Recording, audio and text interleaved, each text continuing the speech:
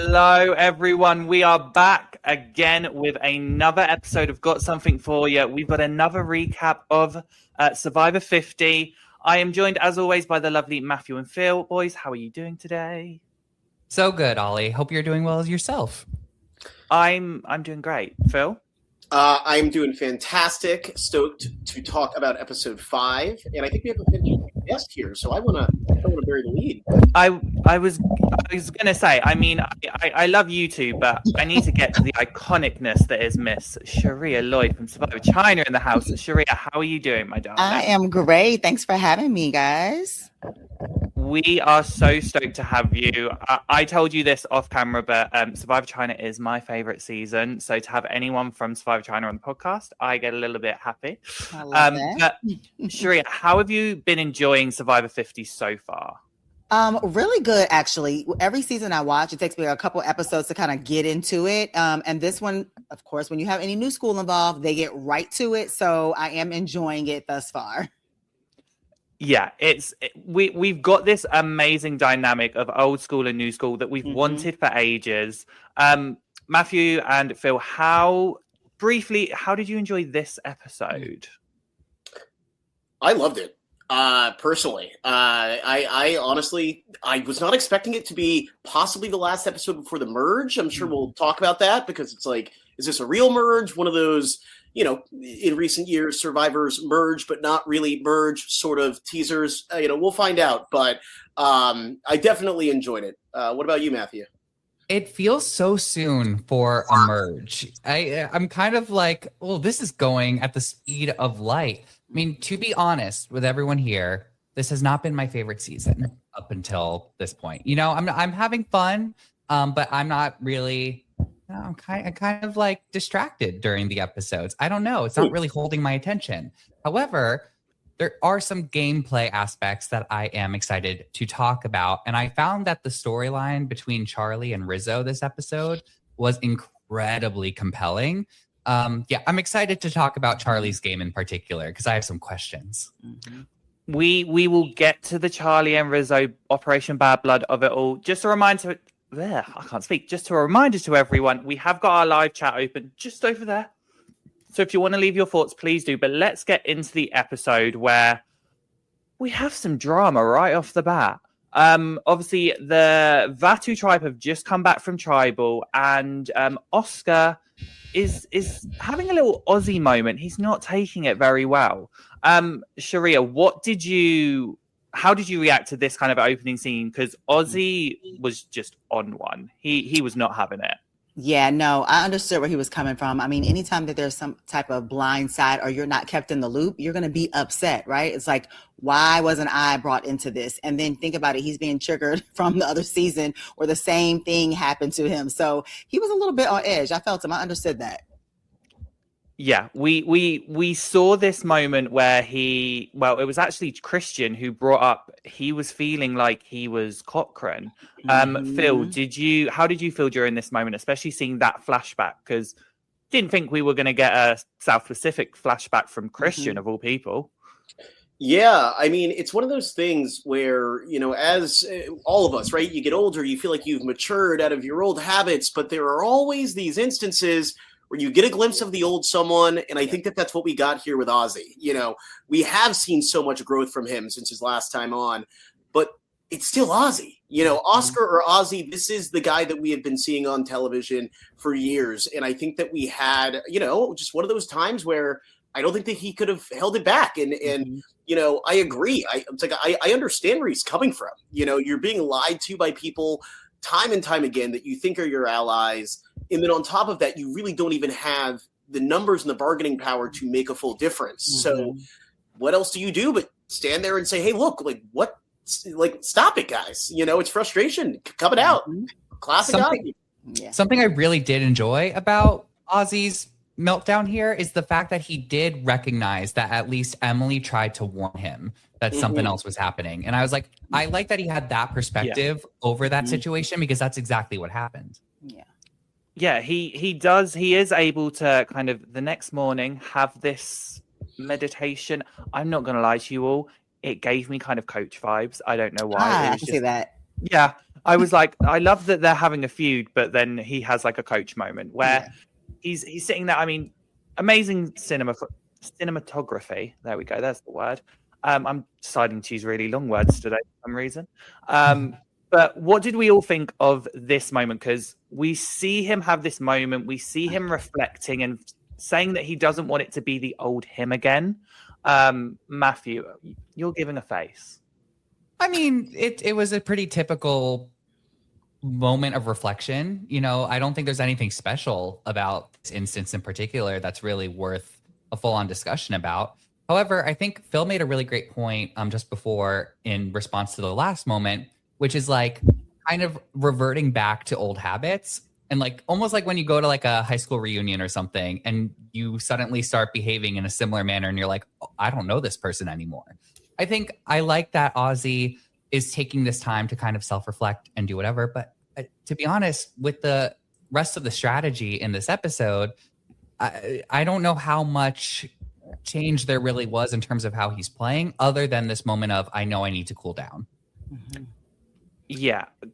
Sherea, go for it. Yeah, I was gonna say, well, you know, when you're out there, hindsight is not the same hindsight 2020, right? When you're like in regular world. So you go out there with this perception of like, I want to play the game like this or differently than I played before. And I feel like that's probably the moment that he's having now.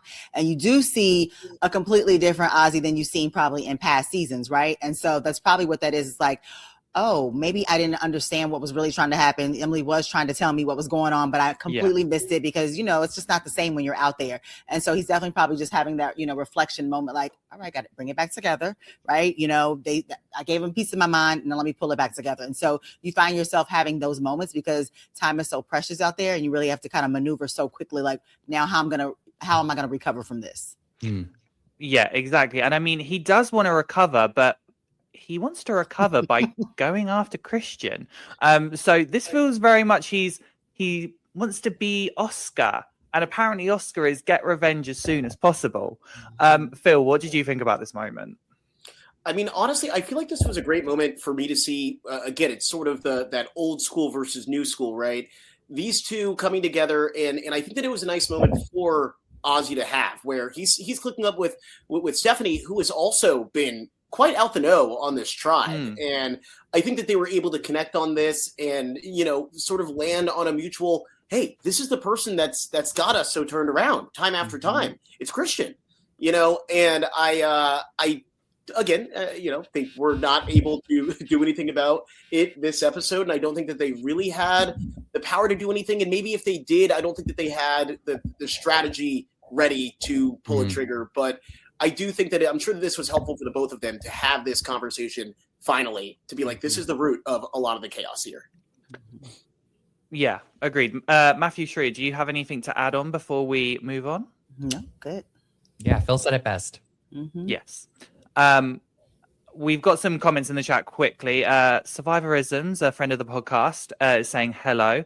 And also Jay is saying, hi, China legend, Sherea. Hey, Jay.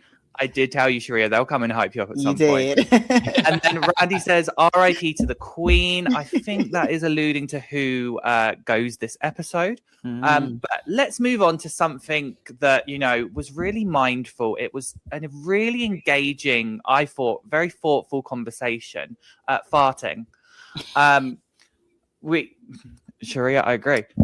We get this moment from the Sealer tribe where Devons thinks he's really integrating well. And, you know, he's got Jonathan's taking him under his wing and he's getting the know-how. I need honest opinions. What did we think of this scene? Because I have thoughts, but I want to make sure that I'm not the only one feeling the same way. Sherea, go ahead.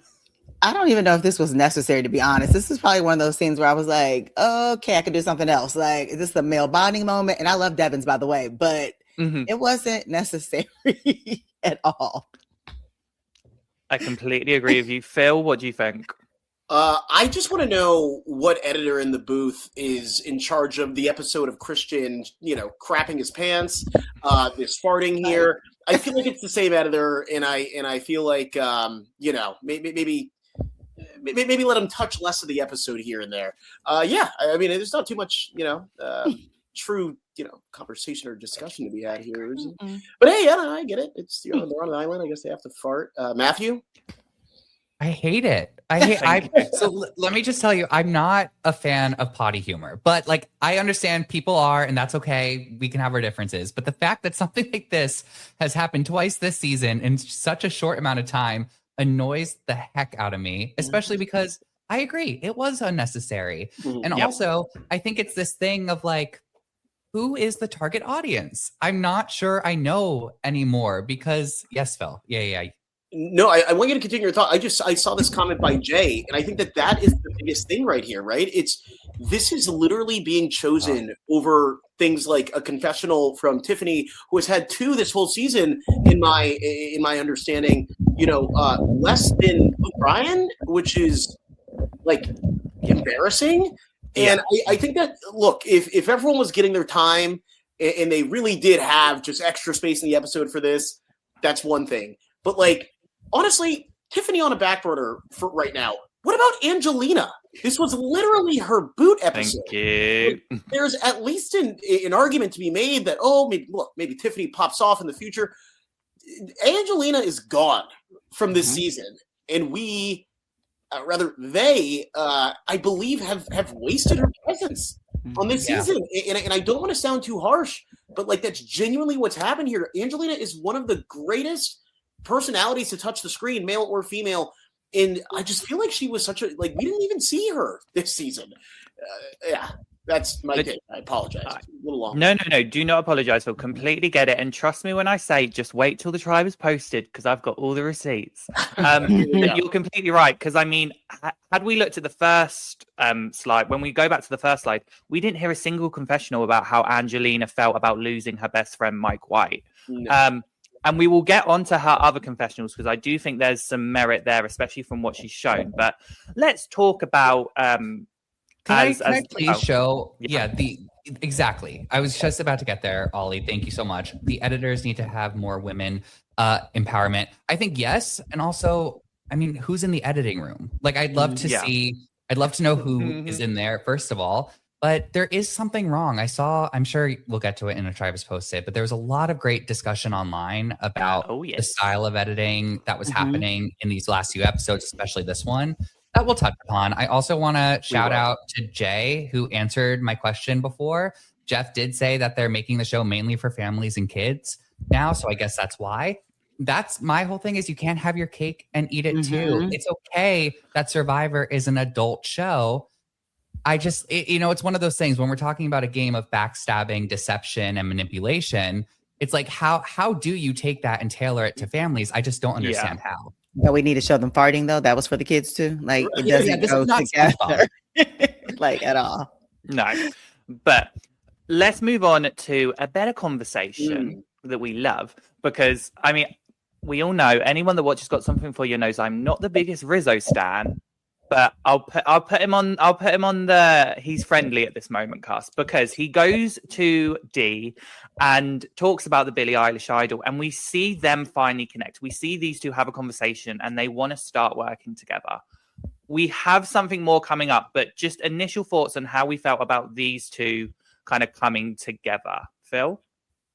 I absolutely love this. And for some reason, and I don't know if it's really just, to his own point, what we saw last season. He worked with women the entire way through, and they were all honestly sort of like the same, young women. It wasn't even like he was with a bunch of older women, like Charlie had Maria, whatever. For him, it was literally Savannah and Sophie, and I feel like Dee would have fit right in there. And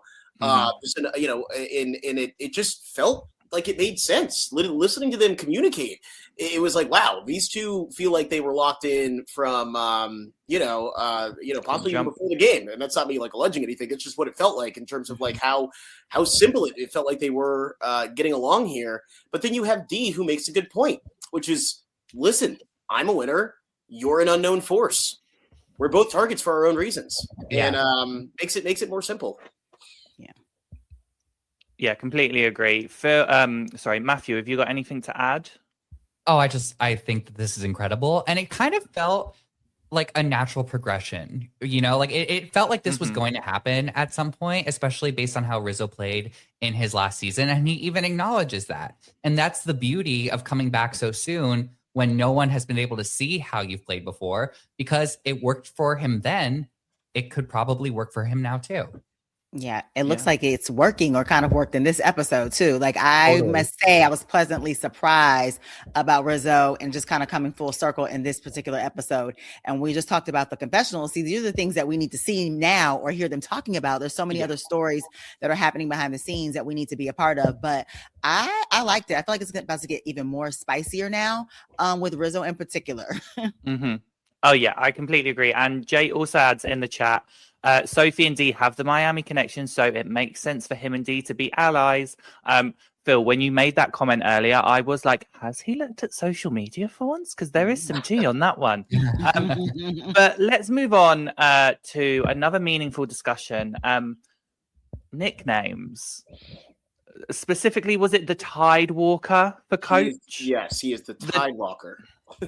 Yes. So Coach decides this is the time to give his allies some nicknames.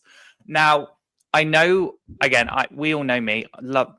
I love women more. I want to hear more from women. The only reason I will give this kind of conversation a slight pass is because we understood some dynamics here. Because Coach does go on to talk about how he's got his group of 5, Joe, Colby, Chrissy, and Genevieve. But his inner circle is Joe and Colby. And he gives them both nicknames. Sherea, would you love a nickname from Coach? Probably not, to be honest. I just feel like nicknames in this sense are sometimes a little bit of a dig, and like, no, I'm good. And Coach is just doing a lot this season for me, but I'm okay on the nicknames. Yeah, same. Matthew, Phil, what did you think of this scene? Well, Dua Idol says what I was thinking was I would be Colby during this scene. I thought Colby was hilarious because it just like, oh, I'm being knighted now. Okay. It's you just kind of go with it and say thank you, Coach, and that's that. Yeah. I just love like the deeper understanding of how deeply Coach thinks into these things, where he's like, the theming is all changed. Before it was wizards and knights, and now it's this new thing. And I'm like, wow, this is like it is deeper than just the nicknames for him. It is a truly fully thought through thing. And you know, I'd be the one like, okay. right.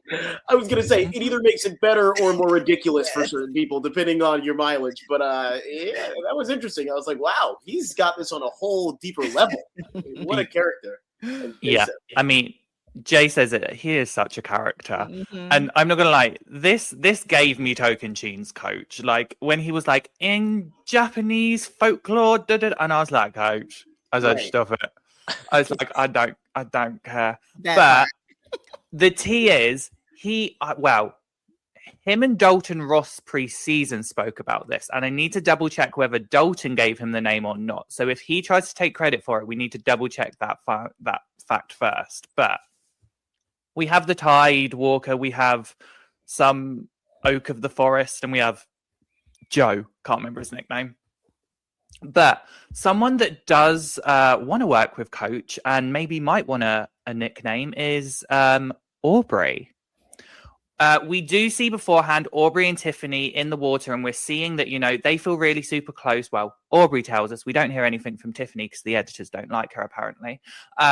But we then see Aubrey come up to Coach and tries to expand her horizons and her allyships by going to Coach. What did we think about this? Did we think it was interesting going to Coach, or was this quite a smart move from Aubrey? Yeah, I think it was a little bit of a smart move. I will say this. I feel like Aubrey, she's come in like as such a different player this season. Like, remember I said in the beginning, where like you come back and you're like, I have to play this way or whatever. She, I feel like, is doing it. She's like a different person to me this season. So I think she is much more strategic in what she's doing. And that is evidence of this conversation right here happening. Like, she's not playing Miss Nice Girl this season at all. Not at all, Phil. Yeah, I just gave space to make sure, let someone else get in here. But at the end of the day, I don't think that this was the worst decision by Aubrey at all. And again, we see sort of her thought process too. It wasn't like, oh, let me just throw spaghetti at the wall and try to make an alliance with anyone, make friends with anyone here. She says, I think Coach is running this tribe. Mhm. So I want to go to Coach and get close with Coach. And, whether that's true or not, we'll be finding out at some point. But certainly, I get where she's coming from. I do think that Coach has been shown to be at least, liked by everyone else that's on the tribes around him. Whether they're laughing with him, at him, they like having him around so far. And so I think that, it's not the dumbest decision for her to say, hey, let me try to saddle myself with the person that seems to have a lot of power here, because I clearly am going to need the help at some point. Mm-hmm. She peeped the game. Peep game. Very true. I mean, Jay says it in the chat, actually. Is this setting up that maybe Coach and Aubrey end up on the same tribe next episode and they work together? Who knows? And Gemini, a regular in our chat, says it was smart for Aubrey. She clocked Coach as the head of the tribe. Clocked it. Mm-hmm. I mean, he is the Dragon Slayer. No. The Tide Walker. Sorry. Need to remember that. But let's move on back to Seela, where apparently early in the morning, Charlie wants to talk to Rizzo about their good friend Billy. And during this conversation, they have this moment of like, oh, who else did you tell? Rizzo's honest. He says, just you and Dee. And Charlie comes out of nowhere and says, oh, yeah, I told Jonathan. Bearing in mind, we saw nothing about this. And I feel like we would have, because it was two men talking. So they would have included it if it did happen. But what did we think of this conversation between Charlie and Rizzo at this moment? Matthew, I clocked the smirk as well. They didn't show Charlie telling Jonathan? No, not that I can recall. Oh, okay. Weird. So I don't remember this episode that much. I don't remember this part either. So I was like, wait, now I know they had beef, but I don't remember this. I feel like it's we were so like men hating this episode that as soon as like two men came on screen, I think we all just went, oh, I'm just glad you said it out loud. I was like, I don't remember. I'll say it out loud. This was where this was where Charlie's game started to really dwindle for me, because this was a very unnecessary question to ask in this moment, in this way, not subtle at all. And Rizzo caught onto it very quickly. And I think Rizzo benefited so much, obviously. But I'm very confused as to why Charlie did it in this way. Oh, and Jay provided some answer. Charlie didn't tell Jonathan about the idol, so Charlie lied to Rizzo about that. Okay, weird. Okay. That makes more sense though now too. Just bizarre. Not a fan. Yeah. Charlie was just reaching. I think he just doesn't or did not like Rizzo at all. Yeah, as soon as he said that Maria, he didn't vote for his number one. He was over Charlie it. would. In the words of Taylor Swift, now they've got bad blood. So, but speaking of bad blood, Rizzo does go to Dee now and starts Operation Bad Blood to get rid of Charlie. And we see them bond, and we see Rizzo reveal to Dee that he has the Callow idol, the boomerang, the Billie Eilish, Bird O'Connell boomerang, run it over their idol, whatever it's called now. But what did we think about this? Because this, to me, was where they bonded. This is where it was like Rizzo and Dee locked in. Yeah, I mean, the power of information, right? I'm with you. I think that their first conversation, I think that they were, artificially together. But I think that with this shared on the back end, I just think that this really was the solidifying conversation, the true solidifying conversation for probably, Dee, but, the both of them, certainly. I feel like Rizzo probably thought that they were close beforehand, but, I think that definitely for Dee, this was probably something that was probably really, solidifying for her. Yeah, for sure. I mean, that's your bargaining tool out there is information, right? And so that's the way that you get to somebody. And so that's what happened here, I think. So it solidified it. Yeah, absolutely. Matthew, have you got anything to say before? I also love Dee proving once again why she's an amazing winner, but also why CBS loves having her represent, because as soon as Rizzo was like, it's the Billie Eilish idol, without hesitation, Dee goes, oh, she's awesome. And so, no eye rolling, no laughing, just instantly into it. And I loved it. I think it is important because it has come up in our live chat.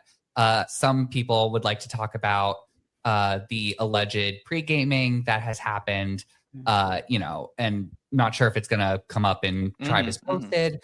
But yeah, I don't know.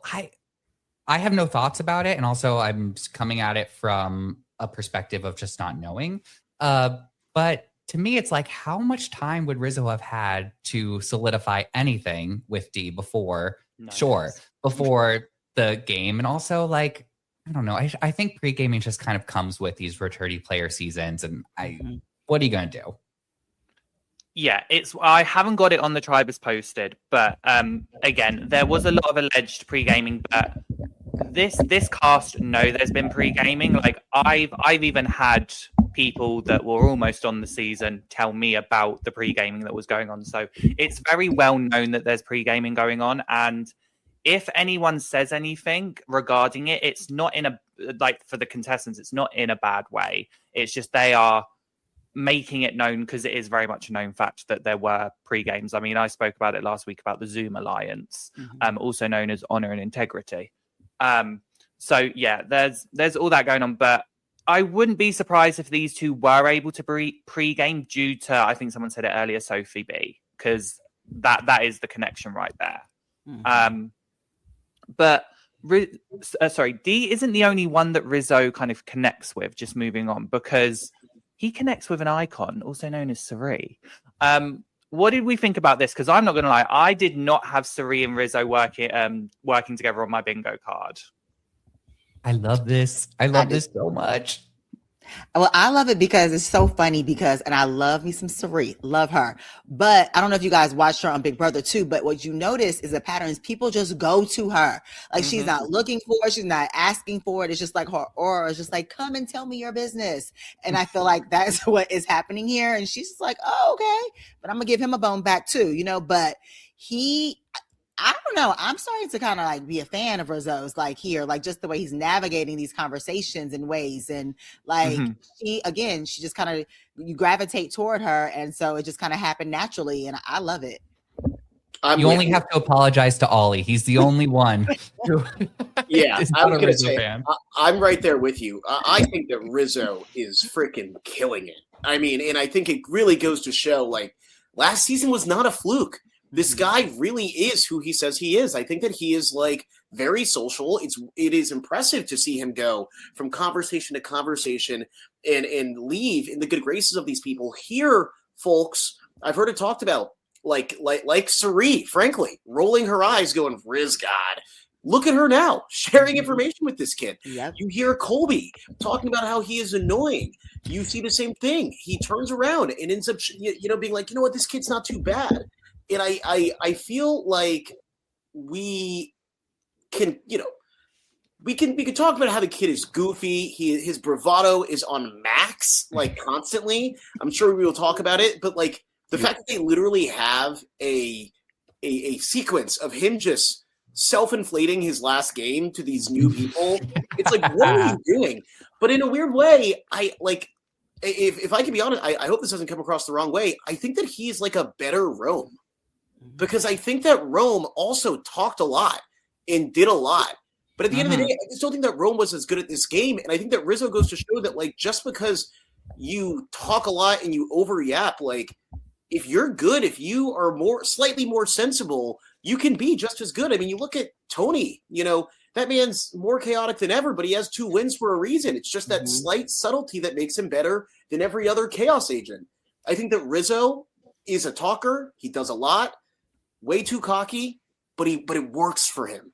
And you got to give him that, There's something we're not seeing, though, about why he's sticking around or his personality, because he's definitely one of those annoying ones that you're like, okay, we got to get rid of them, right? Like you said, but something we're not seeing about him is either is really genuine or he knows that moment to connect with somebody. We just don't see it. Yeah.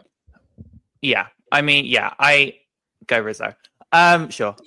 So I'm still getting there with Rizzo. I will say this episode, I was on board. I may not be conducting the Rizzo Stan train, but I'll be a passenger.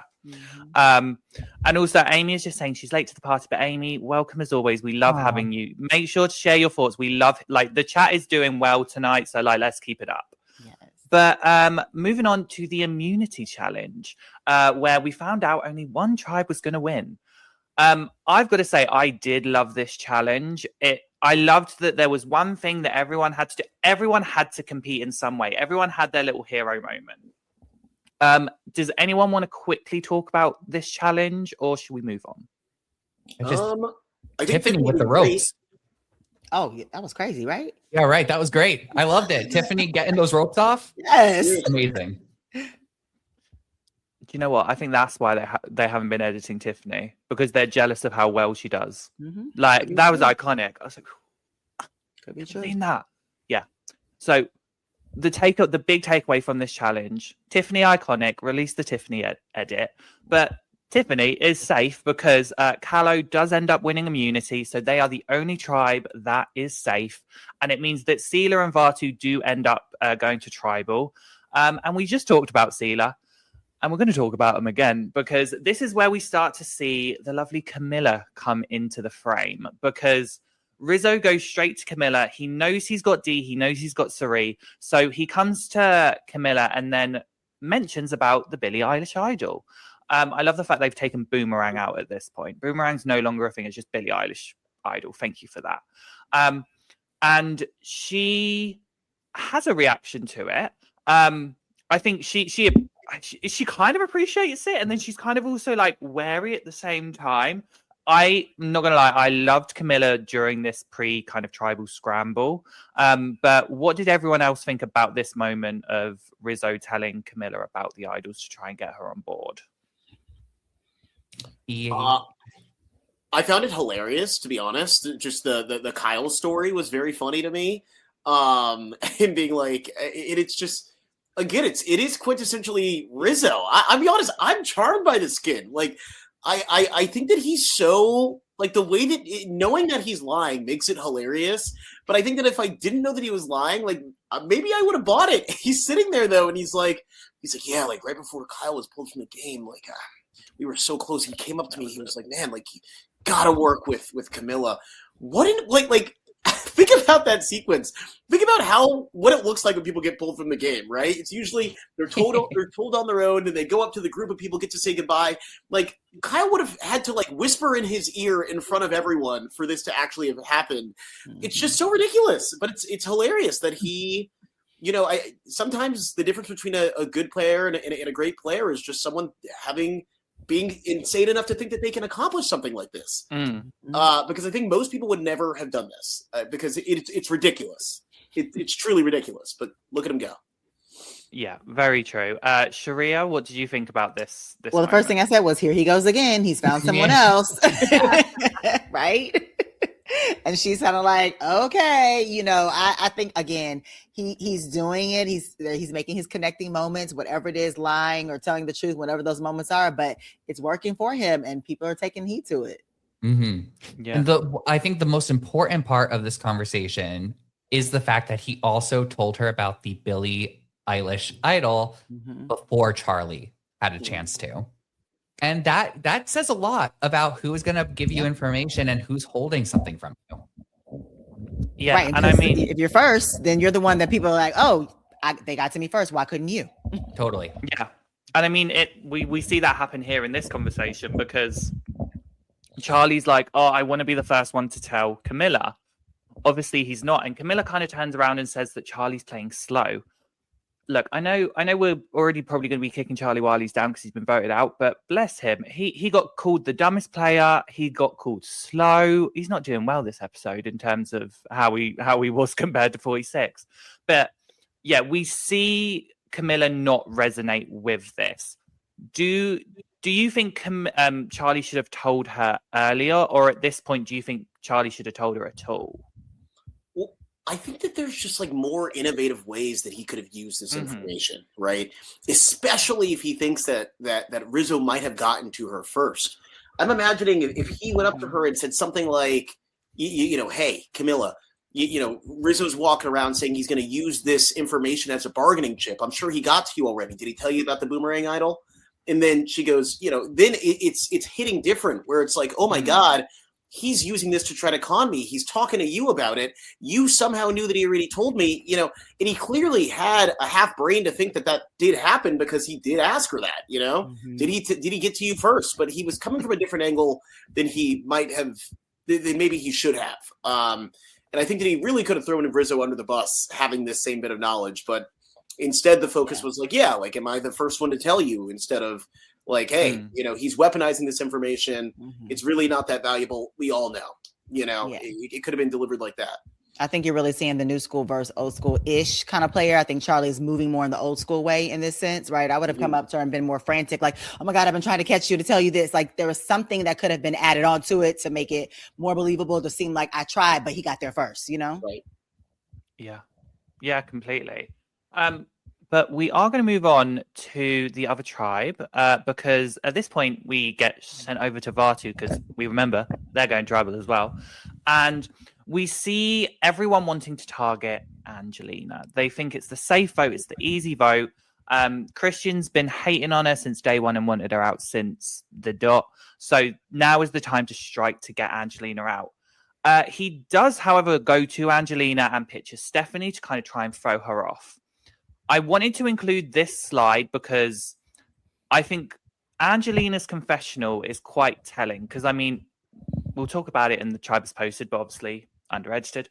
But you hear her actually say the perception or what it's being shown to me is I'm in the middle. And I feel like the editors tried to do a little job here of making it seem like she was pretending like she was in the middle when she knew she wasn't. Because it just, her confessional started in a really weird way for me. But how did you feel about kind of Christian and everyone just wanting to go for Angelina? Because again, this was the first time we had a confessional from Angelina for the entire episode. I mean, it just shows how out of the loop she is. But I think that, and I think that's sad. I mean, I guess, maybe it is just the truth, but give us more than just that. But I feel like, to your point, Ali, it was like, throw her this one confessional and that'll explain that she just didn't know what was going on here. She thought she was in the middle, sort of justifying it as a Sarah from Cagayan. We've seen it so many times when the person thinks that they're in the middle and then they end up being the one that gets voted off. And I feel like they just threw this one confessional to be like, yep, that's how that goes. I think that's why confessionals are so important, right? And that's how you used to know who was going to be voted off, or so you thought, about the number they had. And this one just was weirdly placed, and we needed a little bit more. Yeah. Yeah. Well, yeah, that's what I'm saying. Because I do feel like they had placed it in a sense of they wanted to make it seem like she believed she was in the middle. Yeah. And I feel like they cut off the first part of her conversation because it comes in with what I'm told is da-da-da-da-da. And it's to me, anyone that's a fan of the show kind of knows to look past that and go, okay, clearly she knows a bit more than we're being told. And but what I can give you all is a lovely little kind of toxic relationship between Ozzy and Christian, because Ozzy's still feeling a bit bitter from last round. Shocking. And he wants Christian's shot in the dark as a sign of trust, as a sign of you're not going to screw me over here. Christian doesn't really take that well. Question to you all. If someone asked you for their shot in the dark as a sign of trust, would you give it to them? No. No. First of all, Christian is going hard this season. Okay. I want to see how this develops a little bit more here. He is really going hard. And it's always funny, people who have blindsided somebody else and they're mad they do it to you. I'm like, Christian, you're doing come on now. But no, I wouldn't, to be honest. I always think it's a little bit you play for yourself first and play to win. That's my mindset, right? And so I get it why people do it, because again, that is your barter, right? Information, all those things are what you use to build those relationships. But I'm playing for self first. So I would say no. I think in this particular, very specific situation, I might humor it, because otherwise, no, absolutely not. Especially if there was no past history and someone's just like, hey, to build trust, give me your shot in the dark. I'd be like, absolutely not. Your vote will speak for itself later. Mhm. But here, Christian has already gotten the better of Ozzy. So now Ozzy saying, okay, moving forward, because you've said, Christian, that we can trust each other again.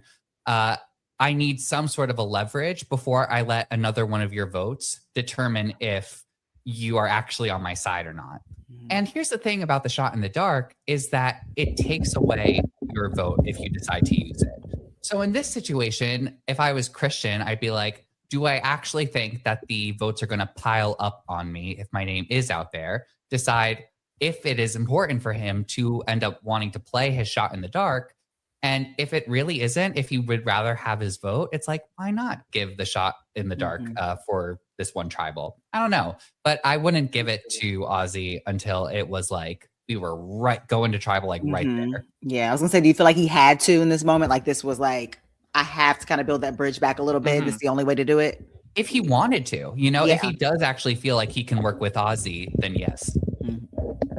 Well, we do find out that, Ozzy doesn't really want to work with Christian as much as he wants to, because he does go to Emily here and kind of starts pitching the fact of like, we need to look forward. We need to see how it is like me and you without Christian. Emily. And it ultimately kind of is like Ozzy or Oscar or Shambo are considering going for like Christian here. And Emily, being the tight-lipped, secretive person she is, goes straight away and tells Christian. Lets him know straight away. Would at this point, is it safe to say we can't trust Emily Flippin when it comes to information? Love her to pieces, but you can't tell the girl anything. The mouth is moving. Yeah, this is it's such a funny through line almost. And I've heard different things online. I think a lot of people are saying now, this is a lot more controlled than we're giving her credit for. She knows what she's doing here. And I guess just what I will say is, even if she knows what she's doing, there is to the outside eye, it is very where is she? Does she really like Ozzy? Does she actually not like Ozzy at all? And she's just acting when she is in front of his face. And if she is, Emily is an incredible pacifier. I mean, she just makes you feel like you are with her, because I really thought in that conversation where Ozzy is trying to keep it as real as possible and say, hey, Emily, I want to work with you. I honestly don't want to work with Christian, but if you are down to make this like a 2 thing, not a 3 thing, this will really, really work out. And I'm going, oh, this is going to work. This, and then she goes right to Christian. It's like, okay, wait, she had me sold, Yeah. It's not a bad thing, especially if she does have, more control over it than maybe it looks like. But Lordy. I'm with you, Phil. Because especially Emily is so good. I think what you've sort of highlighted is Emily is so skilled at making the exact moment that she is in her truth. So she's fantastic at continuing on to conversations as if she's fully into something, even if she's not, or she needs that moment afterward to really think it through. But in the exact moment when you're pitching something to her, she's like, yes, absolutely. This is exactly what's right for my game and yours. It's crazy. Yeah. And I think she probably believes that too in the moment. And then it's something that's like, okay, no, never mind. Now I have to appease the other person and go tell them. I mean, Dua Idol says it very well. She has Flip in her name for a reason. But obviously her telling Christian here does solidify the fact that Christian does end up giving Ozzy his shot in the dark as the sign of trust. Did we think at any moment that this was Ozzy going to kind of be like, do you know what, I'm going to be cutthroat now and just get rid of Christian? Or was this kind of like the moment we were like, okay, this is the nail in the coffin for Angelina? I did think that he might go after Christian, to be completely honest. I did. I was hoping. Maybe not all the way up till tribal, but I do think that, or rather, to when the votes were read. But I think that at this point, I was like, man, there's definitely a world where he does, double cross and go after Christian. Yeah, I don't think I was sure, but I think when he did give him this, it was kind of like, okay, maybe they're going to work together, at least, for the moment, and we'll see what happens. Yeah. I gotta be honest, I didn't realize that he gave away his shot in the dark. I'm just learning this information now. Sorry. Just a reminder, we are watching Australian Survivor, which is what Matthew is doing more so than watching 50 at the moment. That is your excuse. You got one. A lot. That's too much. We've got 4 episodes a week to watch. But let's move back to Sela, because we go back to them, and Rizzo talks to Cirie, and they both exchange some very valuable information. Rizzo reveals to Cirie about his idol, and Cirie reveals to Rizzo about her extra vote. This was quite a nice moment. Again, we see these two people like really solidify something now. Do we have any major thoughts on this? I do.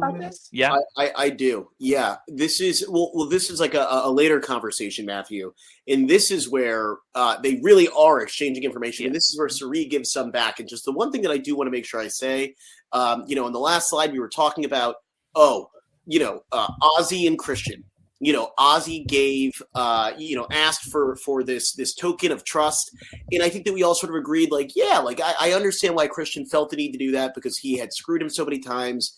I do think it was very important. With love, I don't think that Cirie needed to share the information that she did here. And I think that Rizzo, I think that she gave up some of her power. And look, this is a long game, and I think that it might come back because, they did end up working together here. So it clearly meant something. But I think that Rizzo is just so jazzed on working with Cirie in the first place. He had already given her so much, and I think that she probably could have gotten away with not giving her anything, not giving him anything in return here. And instead, given him, friendship. It could have been something a lot more just subtle and not something so objective in the form of true information. But again, I don't think that this is like a true, shoot self in foot moment, but it definitely, I sat here and I said, oh man, that's surprising that she gave that information, because I don't feel like she needed to. Mm-hmm. And I think she said she felt like she needed to, though, or if I'm not mistaken, right? He needs so much, I got to give him something. Right. So I get what you're saying, but it's like in that moment, you're like, I got to give him something. He keeps giving me this information in order to kind of, let him know this is real. Mm-hmm. Yeah, it's definitely a risk, but I think I disagree a little bit, Phil. I sort of feel like Cirie is the type of player, I love how she plays her game, especially we talked about how people just naturally gravitate towards her and bring her information. But I think she also rewards loyalty. I can't really think of a moment where Cirie has turned against an ally who's been locked in with her. So it's kind of those things where I think she's saying, all right, you want to play with me? I'll play with you. You brought me information and I'll give you a little bit something so that we kind of have this unwritten contract going on. And I think Cirie knows that she's been on the bottom for a lot of the votes, and she's found ways to find information. But here, this is, I think, if I'm not mistaken, the first time someone has really gave her something of value in order to lock something in. So with it, unless something else happens. Yeah, I mean, you could argue Ozzy, but but they have a natural relationship separately. Yeah. But I think you make a really good point, though, and I didn't think about it like that. There's so many times when she has or is on the bottom, but see, that's part of her game, is that she knows she has to do those things because there's nothing else she has, right? So I have my loyalty, or my friendship, I'm going to give it to you. That helps her to continue to navigate, and that's why she's such a great player, because she knows how to build those relationships without doing too much. Yeah. It's, as I call it, it's the Cirie mist. She just has this mist. She has this aura. People in the chat, Amy is saying they both seemed super delighted to have shared that info with each other. And I agree, Dua. If Rizzo screws Cirie over with this information, I will be off the train.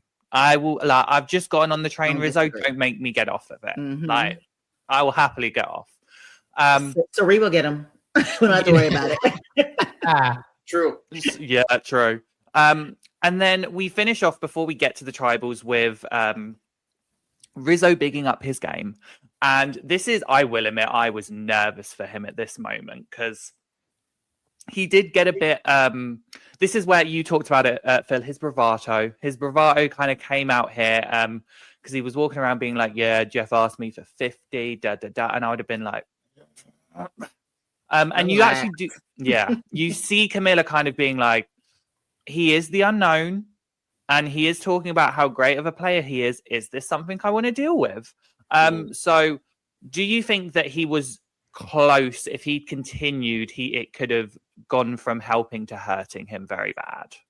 Well, absolutely. And I'll tell you this. I think in the words of Jatia, back in two Kagayan references this episode. Can you tell us my favorite season? In the words of Jatia, I feel like eventually, right, at Tribal, they sort of took turns, spanking him in front of everybody by being like, listen, dude, you haven't even seen your season yet. Chill out, because you might be a bigger fool than you think that you looked like out there. You only know your story. Now, where they were wrong is that they don't know that he did come out very, very nicely in his edit in 49. But the whole point is they hear him talking all this about his game when he has not seen it yet. Charlie, again, is someone where it was almost the opposite. I think that the people that he was playing with did not realize how good of a game he was playing until the edit came out and they got to follow his thread. And, I think that him learning that in his own way, Rick, here, it sucks to say, I think a lot of people were overtly annoyed with Rick. He didn't choose to get such a big edit, but it happened. And everyone's saying, you don't know how your tribe mates nor the general audience and public are going to feel about you.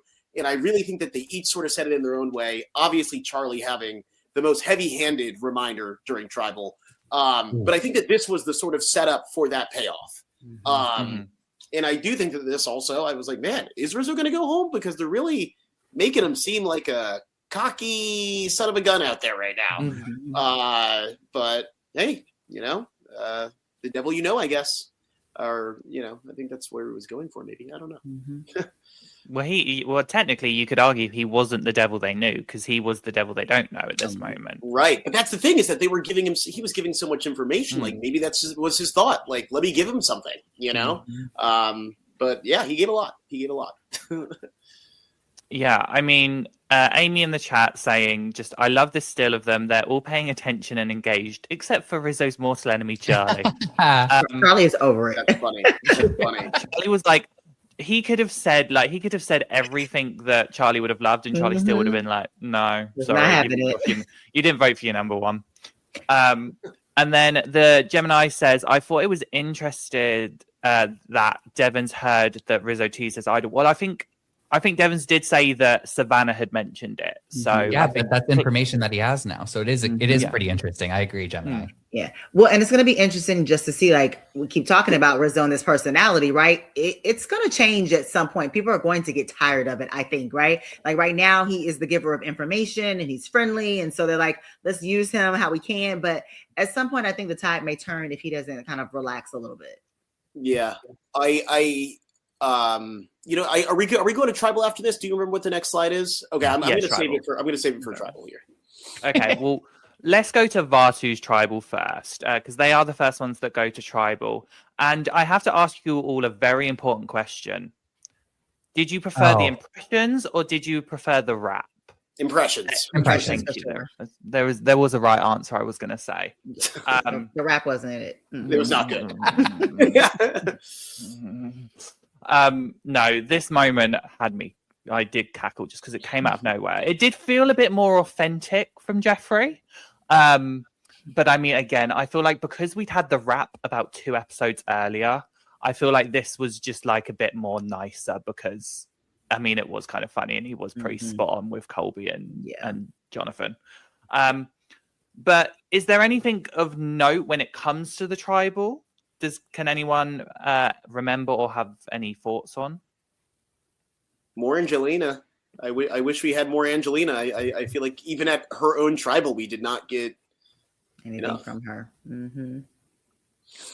Well, let's talk about Angelina now, because we see Angelina get voted out 4-1. She does, though, have a full circle moment. She decides to give her jacket out before she leaves, which I did love. It. If she's going to leave, she's going to leave like with a memory and leave memorable. And she's going to go, do you know what? Natalie didn't give me her jacket, but I'm going to give you my jacket.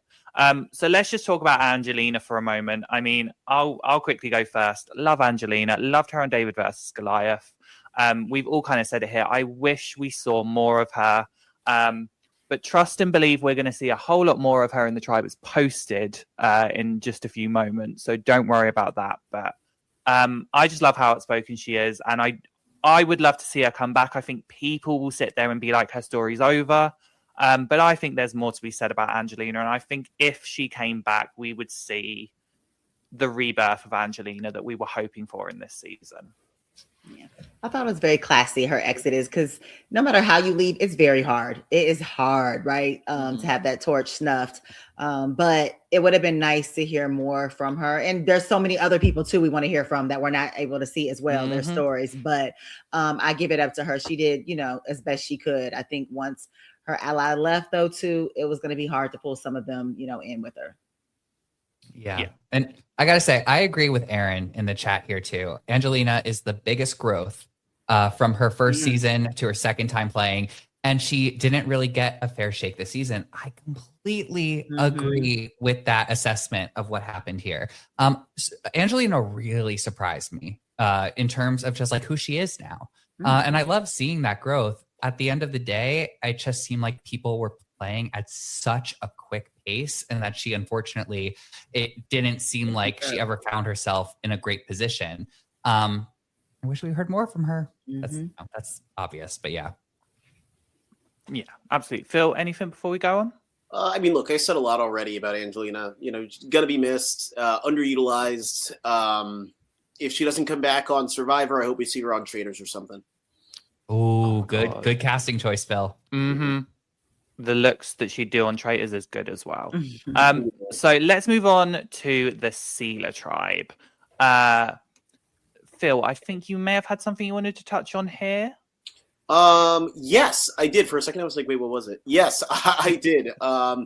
It's just, I think it's sort of, it's to what was said previously by a little bit by all of us, which is just like, the bravado from Rizzo is a lot, but I think that there is this one thing that should be remembered. And I think that this happens in sports too, and look, and I'm not the biggest, sports fan, but I do know something, people like Michael Jordan. He was so intense. He talked a lot about his own game. He was self-inflated, but he was actually good. And I think that the fact that he was able to back up his mouth, sort of justified it a little bit. Similar with Kobe. A lot of stars have this issue. They talk a lot, but then you see their game and you go, oh, you know what? Fair enough. And I think that is Rizzo's saving grace. And so I hear what we're all saying, including myself, about his mouth and how it's going to get him in trouble at some point. But I think that, the same operator delivering those brags outside of Tribal are in Tribal backing it up. And I think that he put on a performance here that really did remind me of what he did all 49. And again, it's not a fluke. This is who he is. He is a magnet. He's able to put on a show. It's true theater. And he did it again. I just think that he's a performer at Tribal. I think that at the end of the day here, you have someone like Rick, who was genuinely blindsided by him, turning to him and going, good job, man. And once again, the same guy who was, frankly, like giving him notes on how he should be behaving, because he thought that, he thought a whole different thing was going on at Tribal. But he has to give props because it really was a good play. And I think that even the way that he sat there at Tribal and confidently, put on a little bit of a show like he does, it showed that he has the skills. And I think that, it backs up everything that he says about himself, which might help him. Yeah, I completely agree with that, Phil, especially because Rizzo has successfully navigated this incredibly fine line of, are people going to see him as cocky, or are people going to underestimate him and see him as sort of clownish? He could talk this big game and people might say, all right, that's just who he is, and not give him a second thought. So it is interesting, and I completely agree with you. Yeah, I mean, this whole Tribal was very much Rizzo centered, because it did seem at one point Jeff was just asking everyone else about Rizzo, and I was kind of like, is this just like Rizzo's goodbye at this point? But sadly, it was not. It was time to say bye-bye to Charlie. Got blindsided as anything. Our final words for Mr. Charlie. Oh, Charlie. I'm bummed about this one. So I've told this story before, but Kara from our podcast and I were both standing next to Charlie when the world found out that he had lost 46.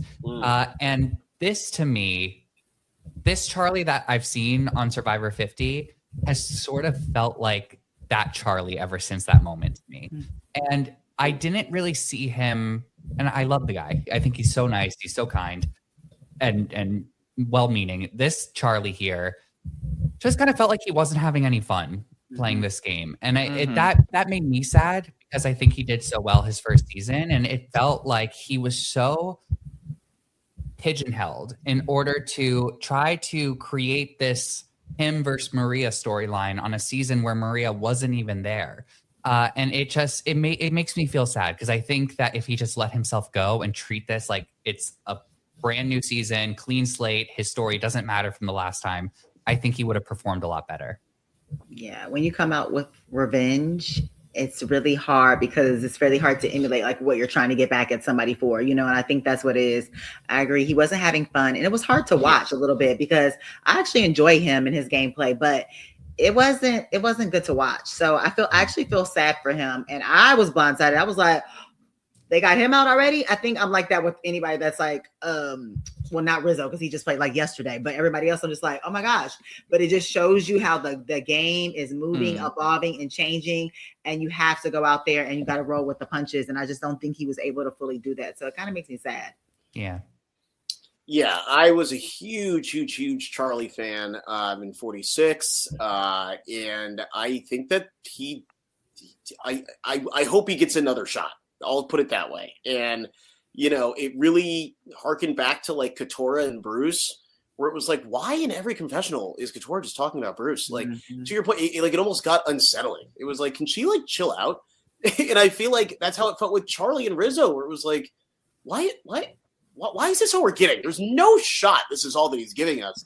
And I think that that's a big difference is that we literally saw Charlie in a whole other game. Like, this is not, there's no shot this is all he was talking about, but it's all we got. And, it felt like we didn't get to see Charlie actually do his thing. And that's a shame. And so, yeah, I hope that we get him again. I think that he is a lot of fun.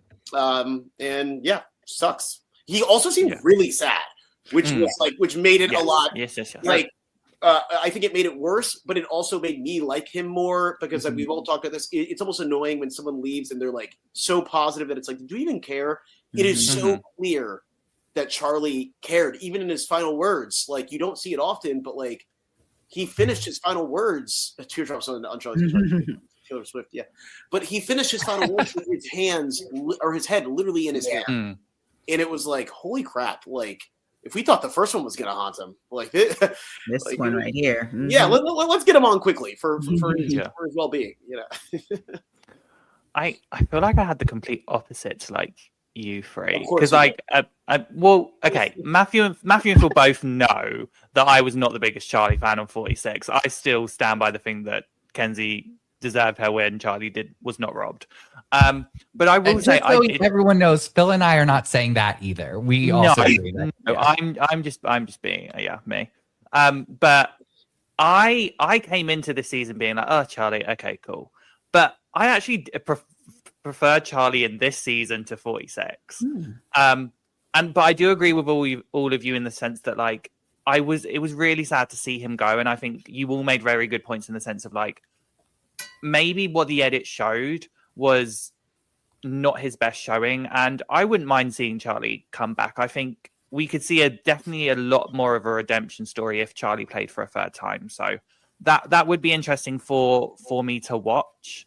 And it'd be like the tie, because I hated him the first time, loved him this time. So now it's like the third season. See where I actually go with him. What about this version did you enjoy more? It's because he failed.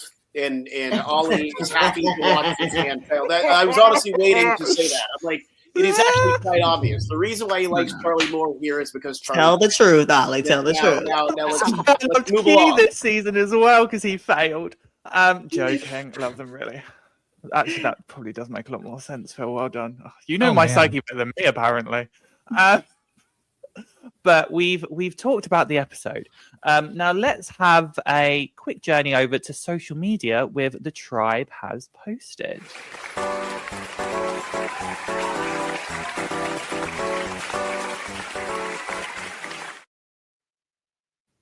Yes, we have The Tribe Has Posted. For those of you that are new here or don't know, after the episode airs, I scour social media because I'm a nosy bugger. I look at everything because I want to know the tea that's gone on. And boy, was there tea this week. But I'll start off a bit more casual, some funnier moments. I don't know why I've started doing this thing where basically the first slide is someone that's nothing to do with the season, but because it's a celebration of Survivor, I now have it.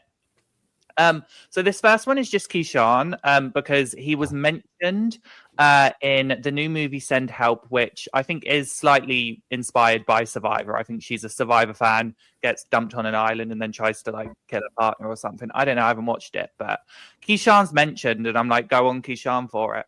And then Abby Maria just made a pun about everyone being like, he did a pun, she did a pun of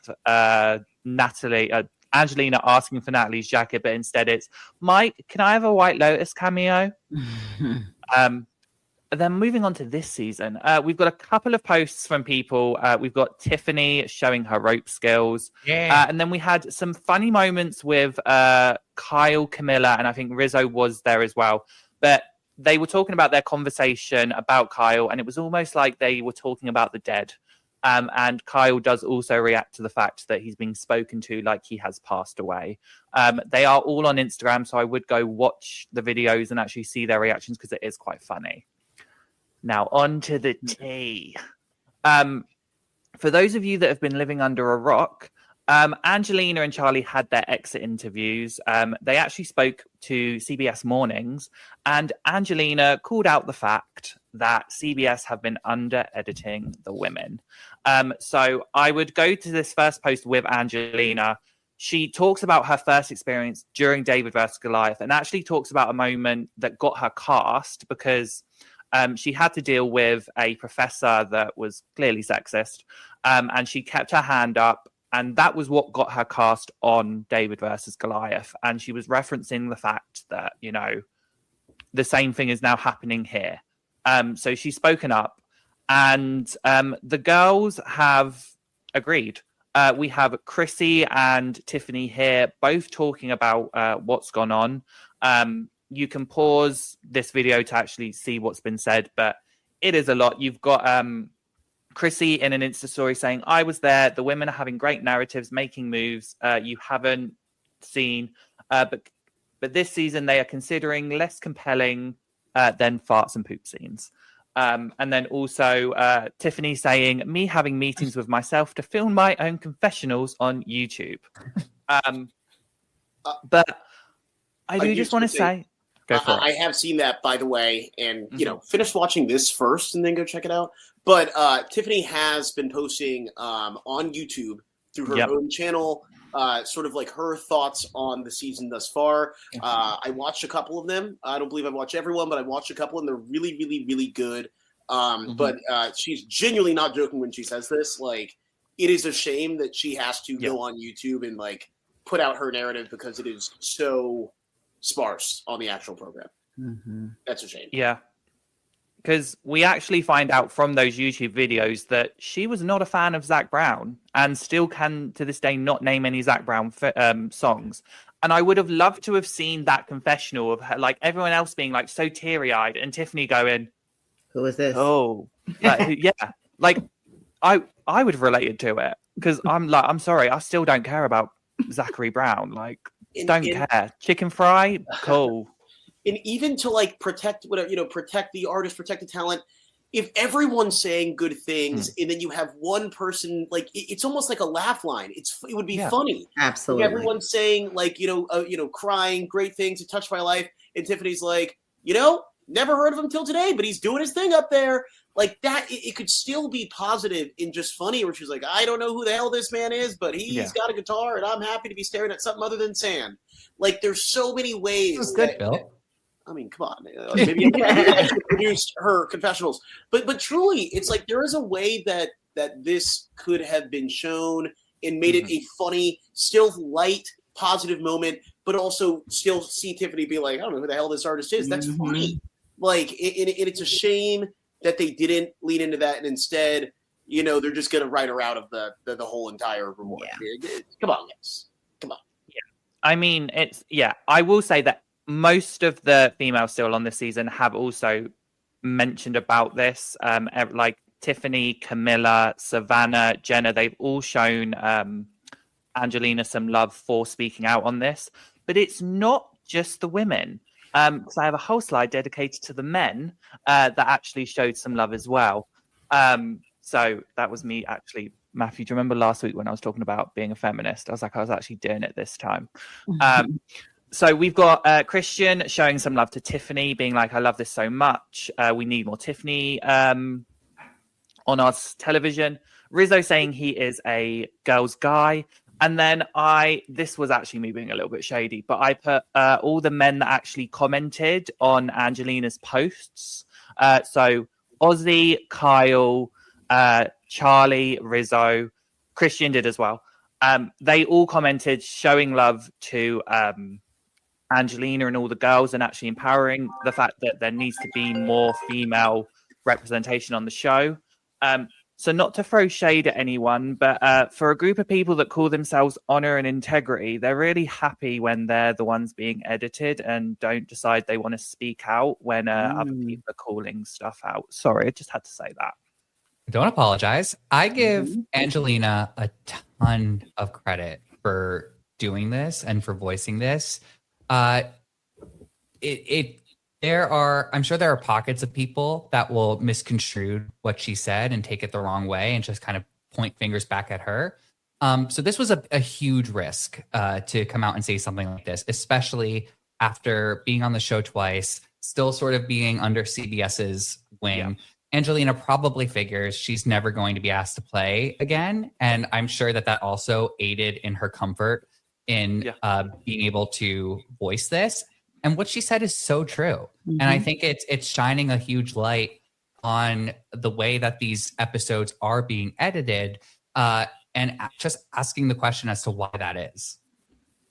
Yeah, kudos to her. It reminds us, like, as far as we think we've come, there's still so many things that need to be better about editing and how people are, shown on television, for sure. Yeah, no, absolutely. Phil, did you have something to say? Yeah, I was gonna say just the one thing I'm thinking. Thank God there's an after show, a true live after show this season.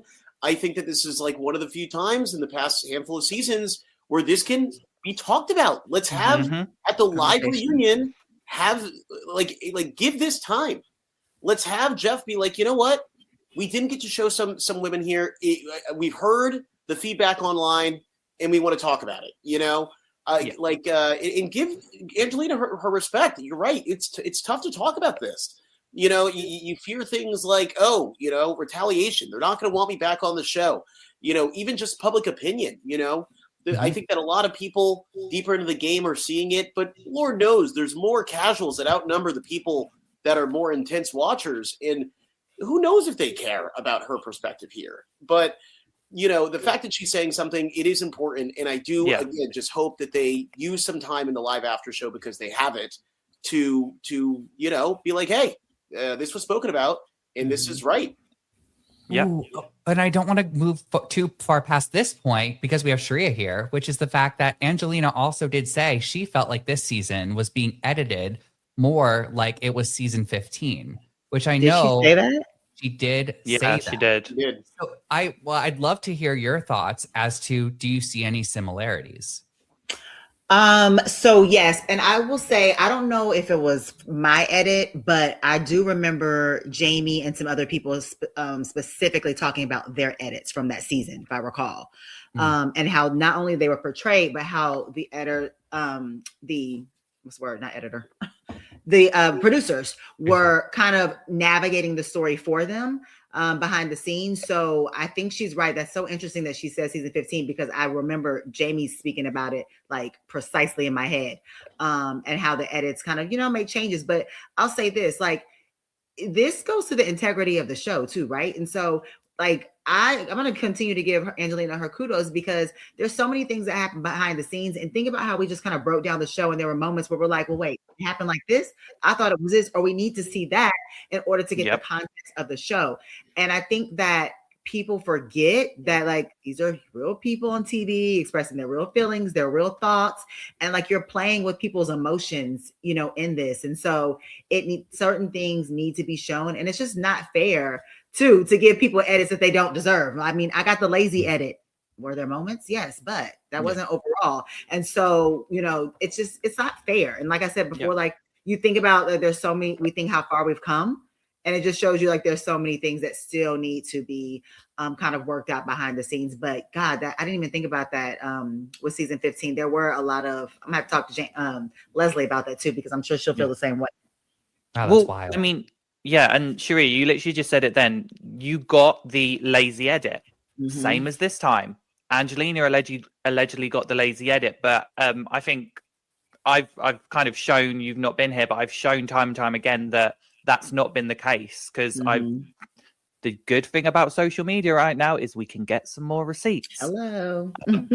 I do just want to quickly, because we've got a couple of good things in the chat, I just want to see. Erin is saying it's very telling which men from the show are secure enough to speak out about the edit imbalance regarding gender. Yep, because if folks are going to talk about honor and integrity, then it should just live in the confines of the game. Because I do just want to clarify, they haven't even liked the posts, because I did that deep dive. I literally typed in who liked the posts, and these are why I included these people. And I do agree. Angelina solidified being a fan favorite after this, because I love it when a strong woman calls out men. Sorry, that was just me being mean. But last thing on this is actually Chrissy and then our good friend Kostas at Survivor Fact Checker, because we call out the imbalance. Chrissy got this from All Winners Survivor, the fact that the player of the episode every single round for the first 5 weeks has been a man, and it's like mission accomplished. They clearly want the men being the edit. And Survivor Fact Checker does point out, and I just need to get the stats here, that this episode women were under-edited by 47%, which is the lowest it's been since an episode in season 38, so Edge of Extinction. And this was apparently the fourth most kind of under-edited. So there was like only maybe 3 episodes where women were under-edited worse. So that's why I want to speak on it, because again, they need to realize that we're going to look at this. And I know we've had New Era where people have gotten, like women have gotten more of an edit, but we've been waiting for this moment. We've been waiting for season 50 for so long. So to go back to those old ways, I do feel like it's important to speak out. And that's why I do love Angelina for it. But she didn't also do that. I just want to clarify. She did also talk about her full circle moment and thanked everyone. And she does look stunning. And just to finish off, the tribe has posted in a positive way. Both Charlie and Angelina did send each other love. They have both called each other their boot bro or their boot buddy. And they clearly have formed a friendship from being voted out on the same evening. Charlie sends his love to Angelina and the other way around. He does have a separate post about Angelina saying she is a role model for all. So that's what I love about both of them. We don't have any polls this week. We normally have polls that we do. Just something was going on with X, so we don't have that this time. But that was the main tribe has posted. I mean, to be fair, I don't think we needed the polls this week because I had so much to talk about in terms of Angelina giving me everything I needed in life. But that is it for this episode. I've got something for you. Sherea, I just want to thank you again for coming on. It's been an absolute pleasure.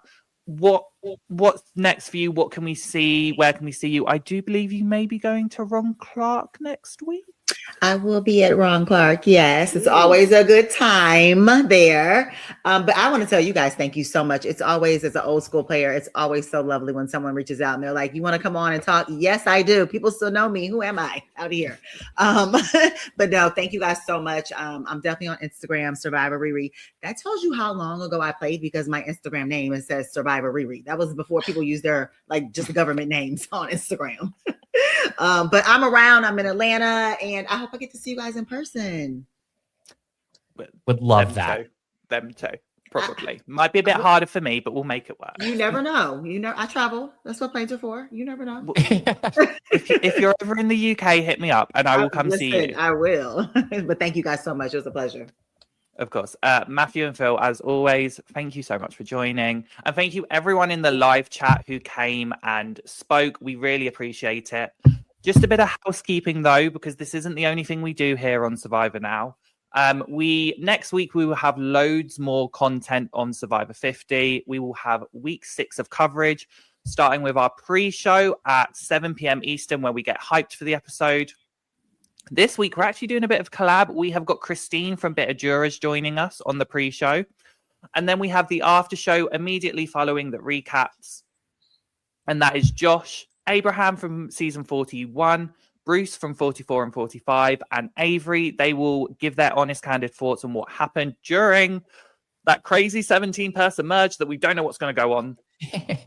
And then you have Survivor Social on Thursdays at 8 p.m. They break down all the social elements. Stockwatch on Fridays at 1 that do the power rankings and look a bit more at the edit.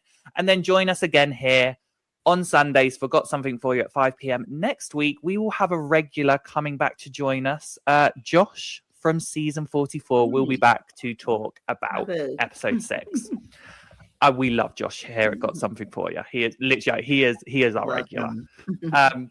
And just a reminder, we do have Survivor AU coverage. Myself, Matthew, and Cara recap all the episodes. And this one over here does an amazing job when it comes to the exit interviews. So make sure you're watching. Please subscribe to the channel so you can see more and get notified for when we go live. But thank you, everyone. We will see you on the next one very soon. Have a good rest of your evening.